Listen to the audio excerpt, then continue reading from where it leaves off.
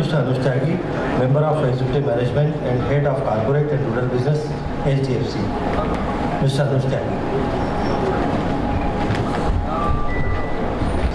समस्त सीनियर अधिकारीगण, farmers representatives, my fellow speakers,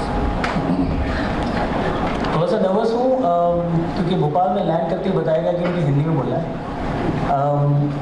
थोड़ी सी शर्म की बात है क्योंकि हिंदी भाषी प्रदेश से हो, लेकिन समझ आया कि हिंदी में माँ से खाना मांगने में और बेटे को हिंदी में डांटने में और हिंदी में वेदर इंश्योरेंस समझाने में बहुत बड़ा फ़र्क है। सो कोशिश करूँगा। दूसरे थोड़ा सा जल्दी भी चलूँगा बिकॉज मैं आपके और आपके भोजन के बीच में नहीं आना चाहूँगा। तो सब्जेक्ट मुझे दिया गया weather insurance, a solution for risk transfer in agriculture. मैं एक पात्र हूँ जो वेदर इंश्योरेंस के बारे में बता रहा हूँ। It doesn't mean that I am criticising the other schemes which are prevalent in India. मैं किसी भी स्कीम पे कोई टीका टिप्पणी नहीं करूँगा। Also I will not go into the deep of weather insurance. कोशिश जो करेंगे कि कुछ एक राज्यों में जहाँ वेदर इंश्योरेंस चल रहा है, बिकॉज हमारे पास क्रॉप इंश्योरेंस नाइस है, एमएनआईएस है और वेदर इंश्योरेंस है। आज की तारीख में ये 3 स्कीम्स हैं जो अलग अलग राज्यों में चल रही हैं।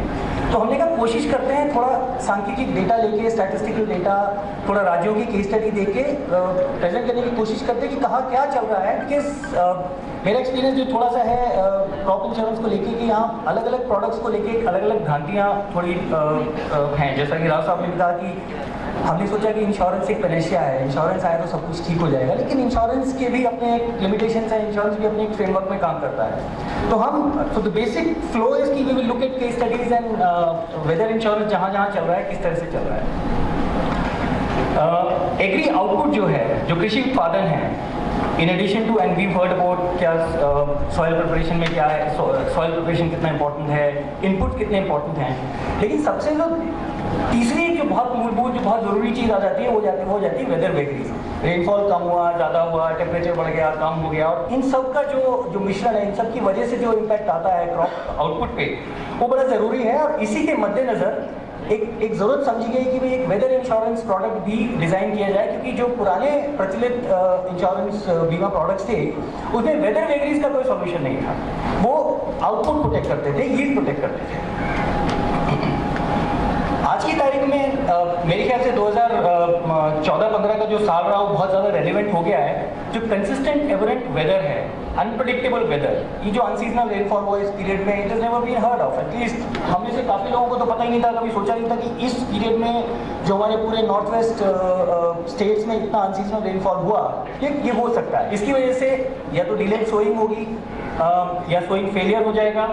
सो there is a risk transfer mechanism जो कि वेदर इंश्योरेंस या यील्ड इंश्योरेंस के प्रोडक्ट्स करते हैं। कुछ लोकलाइज्ड कैलामिटीज़ होती हैं, जैसे हिल स्टॉर्म आया या लैंडस्लाइड्स आया या क्लाउड बर्स्ट आया। वेदर इंश्योरेंस में एक प्रोविजन है कि फार्मर्स उसके ऊपर एक इंश्योरेंस हम कहते हैं एड ऑन प्रोडक्ट, एक बेसिक प्रोडक्ट होता है जो एक मूलभूत खांचा है, उसके ऊपर आप पिक एंड चूज कर सकते हैं। तो एक एड ऑन कवर डाल सकते हैं। जैसे हिमाचल प्रदेश गवर्नमेंट जो है वो हेल स्टॉर्म को एक additional product add on cover उन्होंने एप्पल के लिए 2013-14 में रबी में इंप्लीमेंट किया। तो ये कुछ चीज़ें हैं जो प्रोडक्ट डिजाइनिंग स्टेज पे हम स्टेट गवर्नमेंट्स के साथ, हम रिप्रेजेंटेटिव के साथ डिस्कस करते हैं और रिकमेंड करते हैं कि इन चीज़ों को अगर लाया जाए तो insurance product actually can be a very important tool, very effective tool to protect farmers in the event of weather vagaries.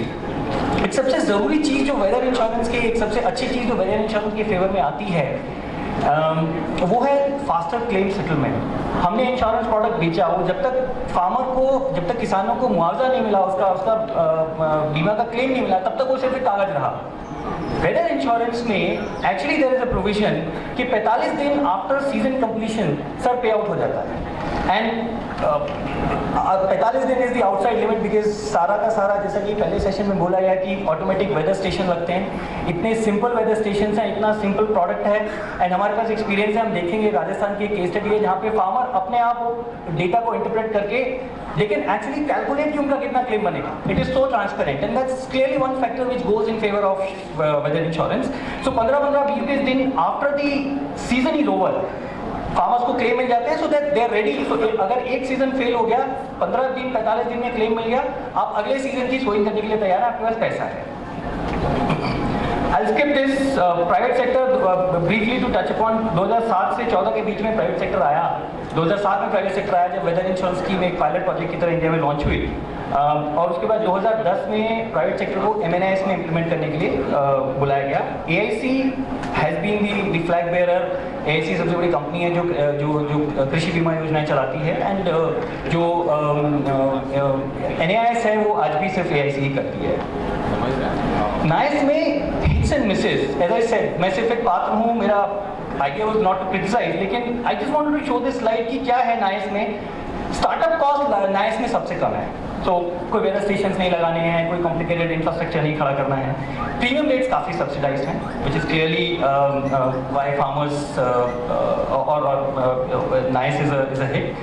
जो थोड़ी सी नाइस की लिमिटेशंस है वो है कि प्री सोइंग और पोस्ट हार्वेस्टिंग कवर इसमें अवेलेबल नहीं होगा। हॉर्टिकल्चर और वेजिटेबल क्रॉप्स के लिए क्रॉप कटिंग का कोई प्रावधान आज की तारीख में भी अभी भी नहीं है, specially for state like Madhya Pradesh this becomes important, जहाँ पे हॉर्टी क्रॉप्स का एक काफ़ी बड़ा वो है। एडवर्स सिलेक्शन इंश्योरेंस का बहुत होता है, and we will see in one case study कि 2009-10 जो कि ड्राउट ईयर था, सडनली तो आप देखें नाइस जो बेनिफिट ऑफ फार्मर, एंड आगे दिखाएंगे हम, तो जो I show it in the presentation, farmers benefit percentage कम है, सडनली एक साल में बढ़ गया क्योंकि वो ड्राउट ईयर था। तो फार्मर्स जो है जो एक सबसे बड़ा जो इशू नाइस में आता है कि एंटी सिलेक्शन होता है। अगर सेंस कर लिया, अब वो इंश्योरेंस के बेसिक प्रिंसिपल के खिलाफ हो जाता है कि भाई इंश्योरेंस कंपनी जो काम करेगी वो पूल के आधार पे काम करेगी कि गुड बैड अग्री सब एक साथ आया और उसमें से जिसको क्लेम हुआ मिला। तो नाइस में एंटी सिलेक्शन का एक इशू कई बार सामने आ जाता है। डिलेड क्लेम पेमेंट्स इंडेमनिटी में होते ही हैं because the crop cutting experiment and the data analysis is complex and it's time consuming.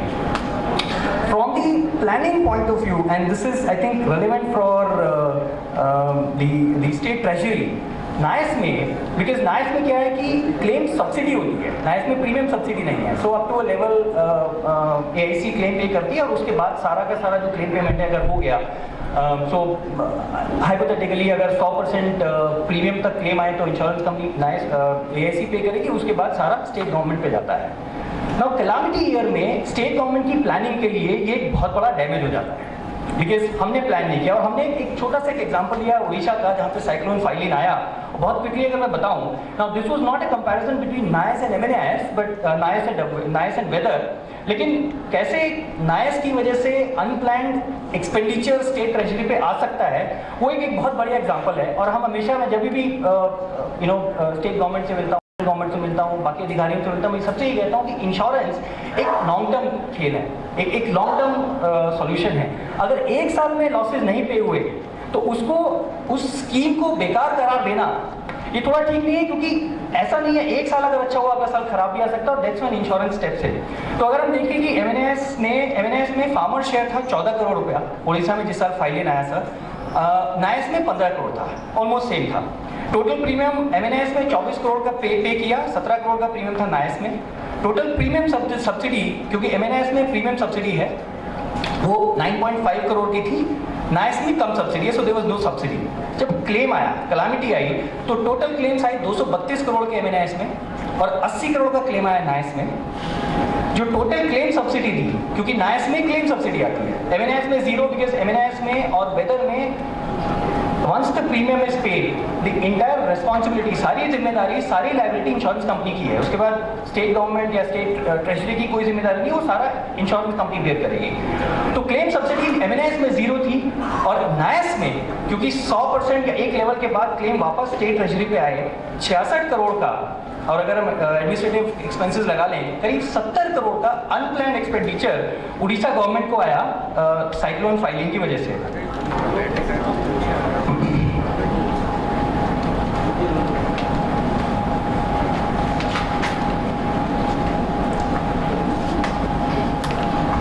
Weather insurance world bank ने 2007 में इंडिया में लॉन्च किया था, और एक्चुअली प्राइस्ड है, और आई थिंक पायलट लेवल पे चला। और इसका जो बेसिक कारण था, जो ये स्कीम सक्सेसफुल हुई है, इस लेवल पे पहुंची, एंड आई थिंक इस फोरम में एक्नॉलेज करना होगा कि गवर्नमेंट्स ने जो इस स्कीम को अडॉप्ट किया, स्कीम्स को जो सराहा, स्कीम को जो सपोर्ट किया, उसकी वजह से ये स्कीम आज इस लेवल पे पहुंची। Weather insurance as I said जो फेवर में बातें हैं वो है कि फास्टर क्लेम सेटलमेंट है, number of benefited farmers have certainly increase in we'll see it in the data to come, adverse selection का कंट्रोल है, दी मिसेस जो चीज़ें वेदर इंश्योरेंस की थोड़े से अगेंस्ट जाती है वो है कि इनिशियल प्रोडक्ट्स जो डिज़ाइन होते हैं वो थोड़े कॉम्प्लेक्स हैं, बिकॉज ट्रिगर्स कैसे सेट करने हैं, क्या पैरामीटर्स हैं, किस लेवल पे इंडेमनिटी होगी, वो थोड़े से कॉम्प्लेक्स हो जाते हैं। स्टार्टअप कॉस्ट थोड़ी ज़्यादा है एट दिस स्टेज क्योंकि वेदर स्टेशन लगाने पड़ते हैं, और इंश्योरेंस कंपनीज और काफ़ी स्टेट गवर्नमेंट्स भी आज की तारीख में कोशिश कर रही हैं कि वेदर स्टेशन की जो परिधि है उसको कम से कम किया जाए, जिससे कि हमने पहले सेशन में सुना कि वो एक आज की तारीख में एक हैंडीकैप है, जिससे कि लॉस असेसमेंट्स बहुत बेसिस रिस्क हम कहते हैं, ताकि बेसिस रिस्क कम हो कि इस पर यहाँ पे क्लेम आया लेकिन बगल में ट्रिगर नहीं हुआ तो वहाँ क्लेम नहीं आया, जबकि both of them would have face the issue. तो ये वेदर स्टेशन ने कैप्चर किया, थोड़े दूर के वेदर स्टेशन, वहाँ वेदर स्टेशन नहीं है, वहाँ का डेटा डिफरेंट है तो क्लेम नहीं बनेगा।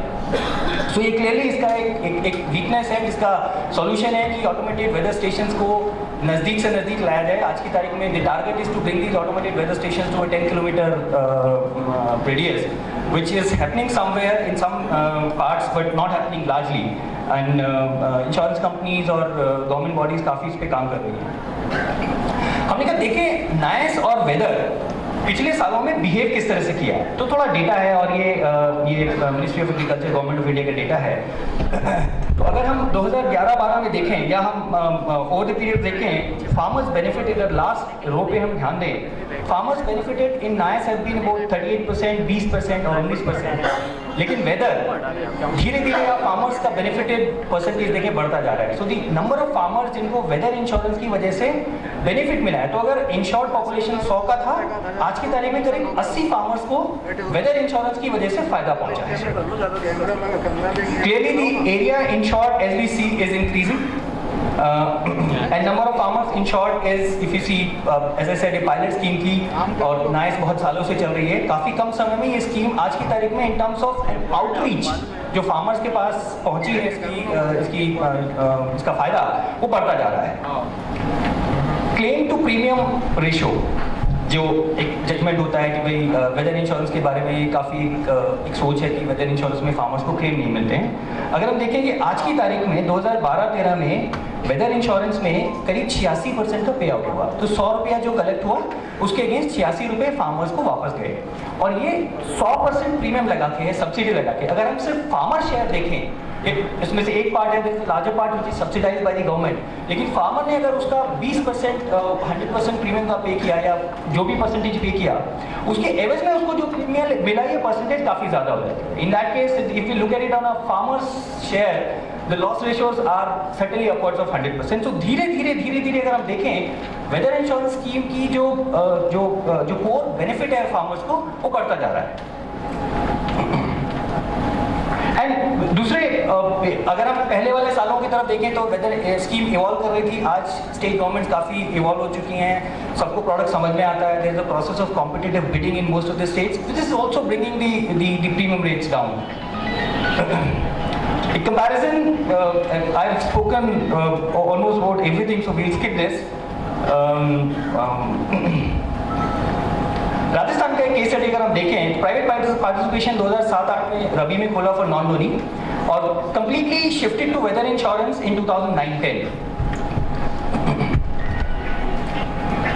आज की तारीख में 13 डिस्ट्रिक्ट्स राजस्थान में हैं जहाँ पे वेदर इंश्योरेंस इम्प्लीमेंट हो रहा है। राजस्थान में नाइस जब तक था, we see the farmers benefited was up to maximum was 30%, 33%। 2009-10 में 73% पहुंचा, और मैंने कहा एंटी सिलेक्शन की बात करी थी, ये ड्रॉट ईयर था। सडनली एक साल में फार्मर्स ने स्कीम में एनरोल करना शुरू किया। At the same time consistently weather में the farmers penetration benefited farmers percentage is increasing. Loss ratio again as we see करीब 109 करोड़ का, अगर 2012-13 पे ध्यान दें, समय की कमी है तो ज़रा थोड़ा तेज़ी से चलेंगे, बट 2012-13 में अगर ध्यान दें, फार्मर्स ने जो टोटल अपने शेयर का प्रीमियम पे किया वो 110 करोड़ किया, और उसके अगेंस्ट करीब 255 करोड़ 245 करोड़ के क्लेम्स इंश्योरेंस कंपनीज ने पे करे वेदर इंश्योरेंस में। मध्य प्रदेश में नाइस भी चल रहा है। WBCS 2013 खरीफ में आया for chilli, banana and potato, और MNAIS 3 डिस्ट्रिक्ट्स में सोयाबीन क्रॉप कवर करता है। हमने मध्य प्रदेश में एक जोन में वेदर इंश्योरेंस किया और हमने थोड़ा सा कंपैरिजन किया कि उसी जोन में जो आसपास के इलाके थे जहाँ पे नाइस भी हो रहा था और हमने MNIS किया, which is the scheme that we ran, कि वहाँ पे क्या रहा। तो मुरैना शेवपुर हमने किया जहाँ पे MNIS था और मुरैना और भिंड में नाइस था। So as we see, the farmers benefited, again, it's repeating the thought, the farmers benefited in MNIS was far higher than the farmers benefited in NIAS and in Bhind and Morena. Weather का performance Madhya Pradesh का छोटा सा experience है, थोड़ा बहुत large scale experience नहीं है, लेकिन हमने करीब 22 करोड़ के प्रीमियम के अगेंस्ट हमारी ये सिर्फ हमारा डेटा है, करीब 131% की लॉस रेशियो पे ये पोर्टफोलियो हमारे लिए रहा। हमारे हिसाब से why Madhya Pradesh should look at weather insurance more aggressively and with more interest is our experience is that Madhya Pradesh doesn't have big exposure of deficit rainfall because rainfall data है, दूसरे सिंचाई के साधन काफ़ी हैं। जो रिस्क है वो है एक्सेस रेनफॉल और हाई टेम्परेचर। दोनों ही चीज़ें यील्ड प्रोडक्ट्स में कवर नहीं होंगी। So for horticrops and for other crops also I think Madhya Pradesh should look at weather insurance with greater interest. Weather insurance is also as effective a scheme as the other schemes are. Thank you.